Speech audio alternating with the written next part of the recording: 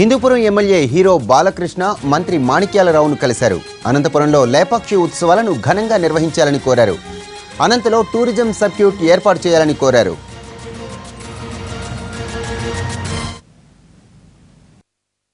మంచి tourism spots ఉన్నాయి మన అనంతపురం జిల్లాలో. వాటన్నిటి కూడా రేపు మళ్ళీ ఈ ఫెస్టివల్ అయిన తర్వాత కూర్చుని అన్ని శాఖల మంత్రివర్యులతో అధికారులతో అంతా కూర్చుని దాని ఒక సర్క్యూట్ కూడా తయారు చేసి, అంటే ఇప్పుడు మాకు మా హిందూపురంలోనే లేపాక్షి ఉంది, అలాగే అక్కడ వీరాపురం ఉంది, అలాగే ముదిరెడ్డిపాలెం అక్కడ చేనేత కార్మికులు ఉన్నారు. అక్కడ చేనేత అంటే ప్రపంచ ప్రఖ్యాతిగాంచిన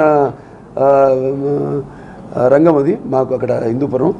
అలాగే అక్కడ ధర్మవరం ఉంది, పక్కన పెనుగొండ కోట ఉంది, మొన్న పెనుగొండ ఫెస్టివల్ కూడా చేయడం జరిగింది.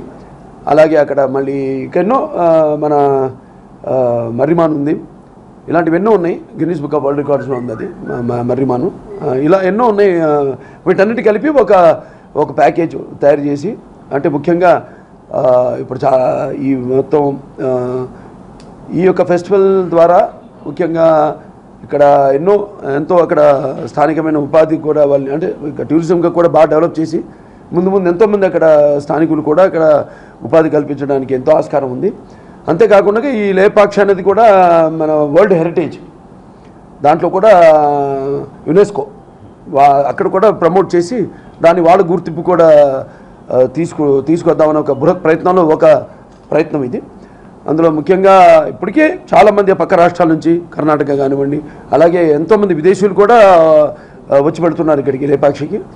దాన్ని ఇప్పుడు ఈ డిసెంబర్ 27-28 ఈ యొక్క లేపాక్షి ఫెస్టివల్ని చాలా ఘనంగా చేసి దాన్ని నేను అన్నట్టు దాన్ని అక్కడ స్థానిక ఉపాధి అయితేనేమి, లేకపోతే ఇంకా ఎంతోమంది పర్యాటక పరంగా దాన్ని అభివృద్ధి చేయడానికి, అలాగే ఇంకా ఈ యొక్క పరంపరని అలాగే కొనసాగిస్తూ ఇక ముందు ముఖ్యంగా ఈ ప్రాంతంలో ఉన్న మొత్తం అన్ని ముఖ్యమైన ఈ పుణ్యక్షేత్రాలు కానివ్వండి, లేకపోతే మిగతా రకాల క్షేత్రాలు కానివ్వండి, పర్యాటక క్షేత్రాలు అన్నింటినీ కూడా లింక్ చేసి బాగా టూరిజంని, అదే ఆధ్యాత్మిక చింతనని ఇవన్నీ కూడా బాగా డెవలప్ చేద్దామని సంకల్పంతో ఈరోజు మంత్రివర్యులను కలవడం జరిగింది.